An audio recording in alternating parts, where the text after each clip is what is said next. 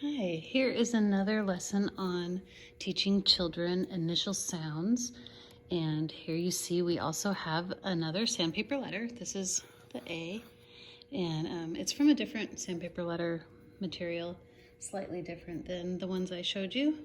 But I also have what is called a sound bucket here. And here is our sound bucket for A. And you can see this is also in cursive. We do use cursive in our school. Children who are taught cursive have less probability of reversing their letters, so their B's and D's and P's and Q's are less likely to be reversed if they are taught to write in cursive. So that's why we use cursive sandpaper letters, because we're teaching the children to follow the sandpaper letter that way. So I'll show you how we use this work. So this is our letter A and our sound bucket that goes along with it. A. We say ah, and everything inside our sound bucket starts with the short vowel ah sound. This is another really great way to teach students whose language is not English, whose first language is not English, the English language. It's actually a beautiful way to teach English. So what we do is we say, boys and girls, today's sound of the week, or this week's sound of the week, is the letter A. A says ah, and in our sound bucket we have things that start with the letter ah. Let's find out what's in here, shall we? Alpaca. That's an alpaca. Astronaut. Anteater. Apple. Alligator. Axe. Axe starts with A. So after the children have explored these items and they've talked about them and they've held them and touched them and looked at them and played with them, then during circle time, this is a great transition activity, you can play what's called the something is missing game. So what I do is I take something away and I hide it. I don't hide it, very difficultly. I just put it under my shirt or under a blanket or under a towel. And then I ask everyone to see if they can tell what's missing. So first, of course, I say, oh, boys and girls, close your eyes. We take it away. So I've taken away the anteater. And they have to look and see what's missing. And they have to remember what was there. And they don't remember very well sometimes because they're little.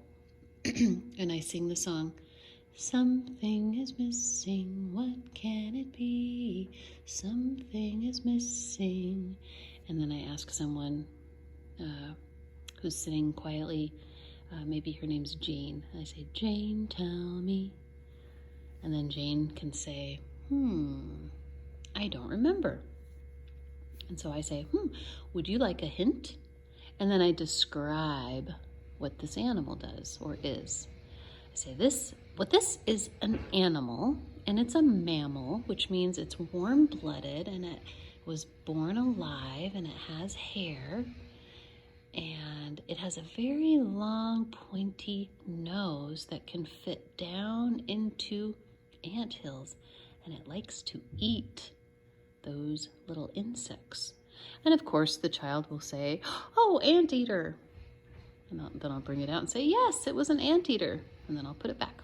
And I'll say, okay, boys and girls, close your eyes. And I take away the next one. Something is missing, what can it be? Something is missing, Malcolm, tell me.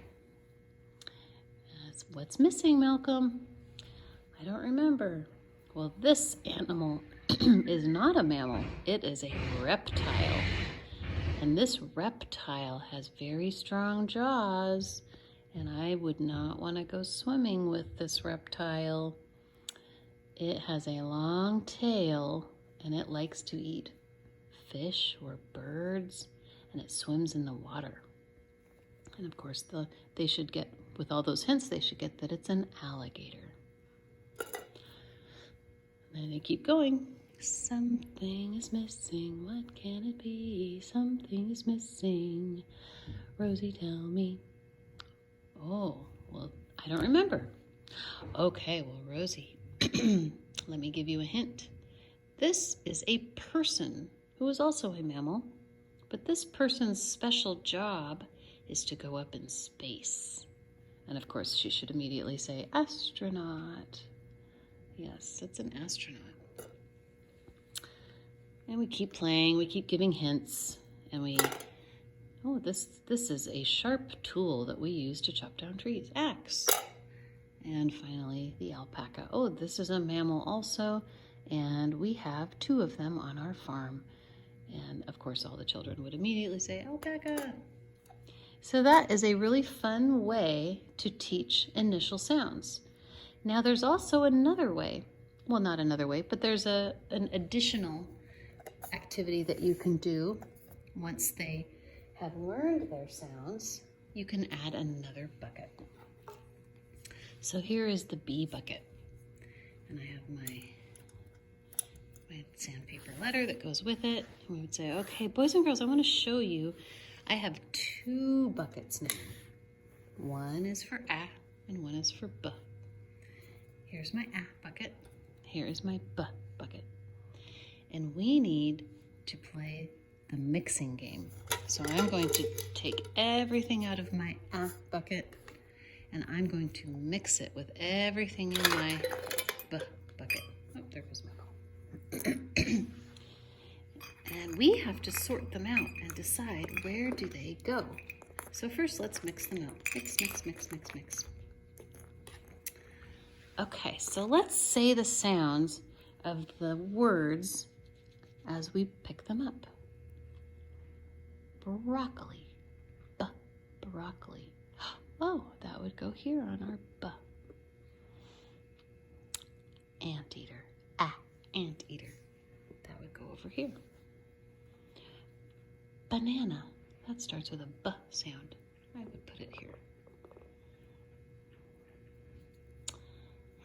This could be a tricky one because he is an astronaut and his name is Buzz.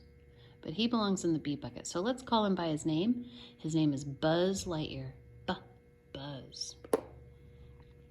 But, definitely have the conversation like, well, we could put him over here because his job is an astronaut, but he's known very well by his name, Buzz Lightyear. So let's keep him on the B, the B. Oh, here's a bear. Oh, what is this? It's a ball. It can go on the B. Apple. Well, we know apple starts with A. Alpaca. Bottle. Bucket. Axe. Astronaut. We have 2 astronauts, don't we? Alligator. I have sorted out my objects into the correct letter sounds. So I'll put them away again in my bucket and I'll leave it on the shelf and you can play this game with a friend.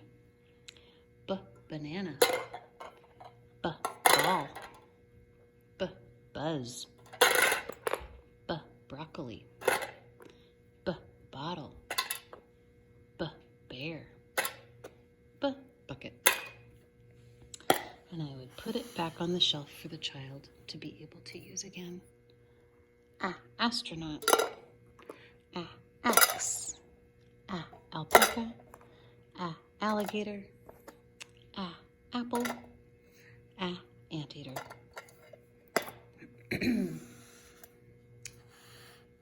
So I would make sure that those were available for the child to mix and play the game with a friend, the mixing game. And that is our sound buckets, along with the sandpaper letters work.